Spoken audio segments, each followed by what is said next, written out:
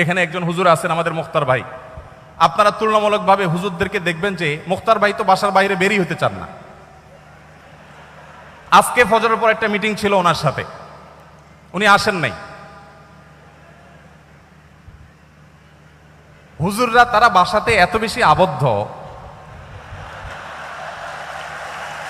এত বেশি তাদের স্বামী স্ত্রীর মধ্যে বোঝাপড়া এত বেশি। হুজুরদের মধ্যেও যে কিছু ব্যতিক্রম নাই তা না, আমি সেটা স্বীকার করে নিয়েই বলছি। তুলনামূলকভাবে যারা আছে, ভাইকে রশি দিয়ে টেনে বাসা থেকে বের করা যায় না। শুধুমাত্র ভাই কেন, এ রোগের রোগী আমি নিজেও, আমরা সবাই কম বেশি। ভাইরা আমার, যদি দাম্পত্য জীবনে সুখী হতে চান, ভালো করে শুনে রাখুন, দাম্পত্য জীবনে যদি সুখী হতে চান, বুকে জমে থাকা সকল ভালোবাসাকে জমিয়ে রাখুন, কোথাও খরচ করবেন না। রাস্তাঘাটে, পার্কে, ক্লাসরুমে, অজায়গায় কুজায়গায় ভালোবাসা সব খরচ করে বিয়ের পরে যখন ভালোবাসা বিনিময় করার দরকার হবে তখন দেখবেন পুঁজিতে টান পড়েছে, তখন দেখবেন পুঁজি আর পাওয়া যাচ্ছে না। ঠিক ঠিক না বলে হারাম রিলেশনকে না বলতে শিখুন। সৎসাহস আছে তো ইনশাআল্লাহ? কোন কোন যুবক হারাম রিলেশন থেকে বেরিয়ে আসার প্রতিজ্ঞা করবেন? হাত তুলে দেখানোর সৎসাহস আছে? তার মানে সবারই হারাম রিলেশন আছে অলমোস্ট। আল্লাহ তাআলা আমাদের সবার যৌবনকে সকল কালিমা থেকে হেফাজতে রাখার তৌফিক দান করুন। ইসলাম বিবাহ বহির্ভূত সম্পর্ককে হারাম করেছে। ইসলাম কেন বিবাহ বহির্ভূত সম্পর্কে হারাম করেছে সেটা আল্লাহ তাআলা ভালো জানেন। তবে আমরা এটুকু কথা বলতে পারি যে এর চাইতে আধুনিক হওয়ার কোনো সুযোগ আপনার নাই। আপনি বলবেন যে একজন প্রাপ্তবয়স্ক নারী পুরুষ তারা উভয়ে যদি সম্মত হয় তাহলে তাদের শারীরিক সম্পর্ক করতে দোষ নাই, কারণ এখানে কারোর অধিকার নষ্ট হচ্ছে না। এরকম কথা আমরা অনেককে বলতে শুনি।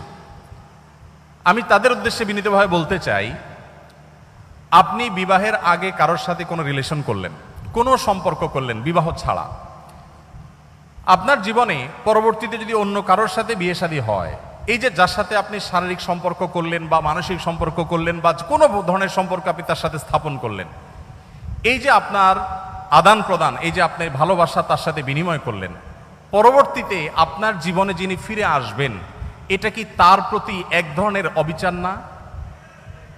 আমি কি বোঝাতে পেরেছি? আমি কি বোঝাতে পেরেছি?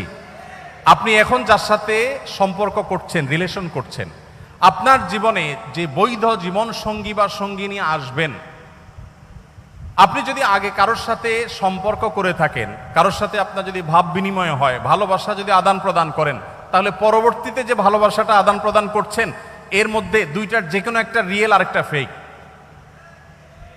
হয় আপনার স্ত্রীকে আপনি অনেক বেশি ভালোবাসছেন আর আগেরগুলো সব আপনার ভুল ছিল, আর না হলে আগেরটা আপনার সঠিক ছিল, এটা ভুল। নিশ্চয়ই কোন দুইটার একটা নাকি? দেখুন, আপনি আপডেটেড হতে পারবেন, তবে ইসলামের চেয়ে বেশি না। আপনি আপডেটেড হতে পারবেন, তবে ইসলামের চেয়ে বেশি হওয়ার সুযোগ নাই। আপনি বিবাহ বহির্ভূত সম্পর্ককে বৈধ করার জন্য বলেন যে সম্মতি আছে কিনা, সম্মতি থাকলে দুইটাকে আপনি বৈধ মনে করছেন। আর আপনার চরিত্রকে, আপনার যে জীবন সঙ্গী আসবে, জীবন সঙ্গিনী আসবে, তার জন্য সংরক্ষণ করে রাখার কথা ইসলাম বলে। আপনি নিজেকে সেভ করে রাখবেন, নিয়ন্ত্রণ করবেন, কন্ট্রোল করবেন, ওই সেই বৈধ ভালোবাসা যার সাথে হবে তাকে সব উজাড় করে দেওয়ার জন্য। এই জন্য যারা ইসলাম প্র্যাকটিস করে, যারা হালাল হারাম মেনটেন করে চলে, যাদের যৌবনে, যাদের জীবনে কোনো কালিমা নেই, এই মানুষগুলোর চাইতে পিওর কোনো মানুষ সমাজে হওয়ার কোনো সুযোগ নেই।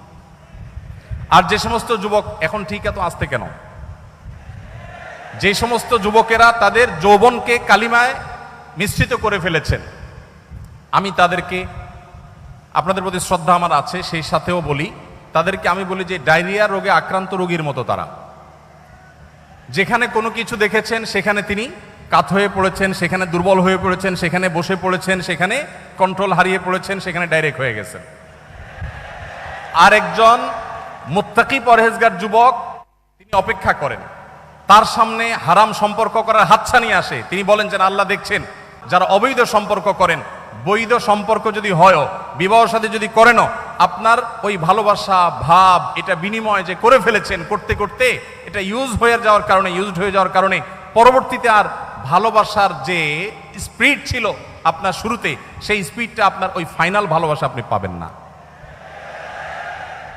এই জন্য তুলনামূলকভাবে যারা তাদের যৌবনকে, চরিত্রকে হেফাজত করে রাখতে পেরেছে, দাম্পত্য জীবনে তিনি ছেলে হন, তিনি মেয়ে হন, তিনি নারী হন, তিনি পুরুষ হন, তার সব ভালোবাসা তো রিজার্ভ থাকে, একটু ইউজড হয় নাই, সবটুকু একেবারে ইনটেক, সবটুকু একেবারে ওই যে ঝাঁজ যেরকম আটকানো আছে বোতলের মধ্যে আটকানো, বিবাহের পর তার সকল ভালোবাসা উজাড় করে জীবন সঙ্গী সঙ্গিনীকে দিতে পারেন। এই জন্য যারা আপনাদেরকে প্রেমের ট্রেনিং দেয়, অর্থাৎ বিবাহ বহির্ভূত ভালোবাসার প্রশিক্ষণ দেয়, আপনি অ্যানালাইসিস করে দেখবেন সমাজে দাম্পত্য জীবনে সবচেয়ে দুঃখী হয় তারা সবচেয়ে বেশি। যারা সকাল বিকাল আপনাদেরকে নাটক সিনেমার মাধ্যমে বিবাহ বহির্ভূত ভালোবাসার প্রশিক্ষণ দেয়, এই ভালোবাসা জয় করার জন্য বাবা মার অবাধ্য হওয়া যাবে, ধর্ম ছাড়া যাবে, সমাজ ত্যাগ করা যাবে, এই ট্রেনিংগুলো যারা সারাদিন দেয়, এদের এক একজনের দেখবেন জীবনের লাইফ পার্টনার বা স্বামী বা স্ত্রী 5 জন 6 জন করে চেঞ্জ করা শেষ হয়ে গেছে।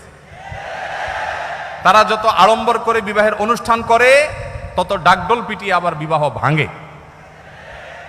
আর এর বিপরীতে আপনি মুত্তাকি পরহেজগারদের জীবনীকে আপনি দেখেন, পুরুষ হোক আর নারী হোক, যিনি আল্লাহকে ভয় করে চলেন, যিনি হালাল হারাম মেনটেন করেন, যিনি অবৈধ সম্পর্কে জড়ান না, এই মানুষগুলোকে দেখবেন তুলনামূলকভাবে দাম্পত্য জীবনে তারা একটু বেশি সুখী। ভাইয়েরা আমার, আমাদের এই দেশে বিবাহ বহির্ভূত সম্পর্ক যখন থেকে বেড়েছে, বিবাহ বিচ্ছেদও তত বেশি বেড়েছে।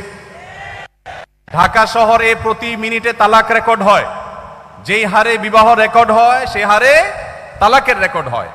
আমি মৌলভীবাজারে এক ওয়াজ মাহফিলে গিয়েছি, আবার নারায়ণগঞ্জে এক ওয়াজ মাহফিলে গিয়েছি। 2 জন জনপ্রতিনিধি চেয়ারম্যানকে পেয়েছি, তারা আমাকে বলেছেন, একই কথা বলেছেন। একজন বলেছেন, হুজুর আমি চেয়ারম্যান হয়েছি মাত্র কয়েকদিন হয়েছে, এই কয়েকদিনের মধ্যে 25টা সালিশ আসছে আমার কাছে, বিবাহ ভাঙার সালিশ।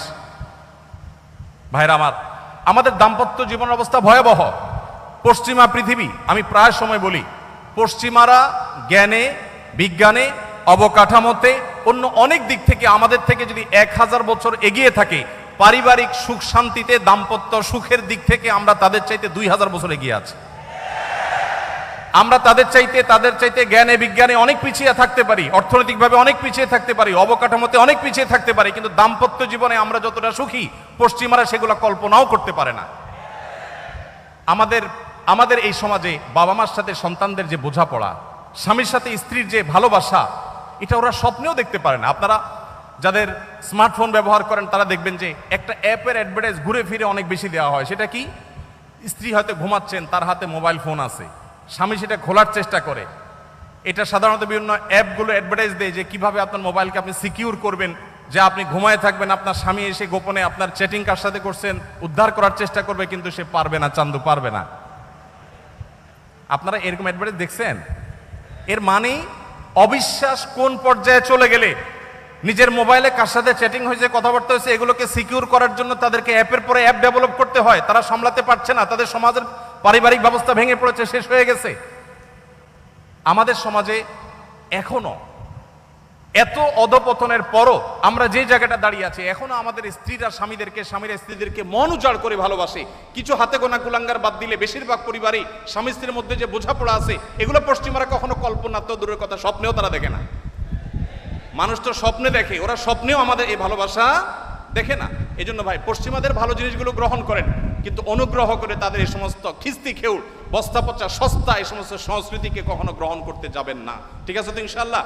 তো যে ভাই প্রশ্ন করেছেন, তার প্রশ্নের উত্তর হলো, আপনি হারাম রিলেশনকে বলিষ্ঠভাবে না করে দিন, হালাল রিলেশনের জন্য অপেক্ষা করুন। ইনশাআল্লাহ আল্লাহ তাআলা আপনাকে আপনার জীবনে, দাম্পত্য জীবনে বারাকা দান করবেন।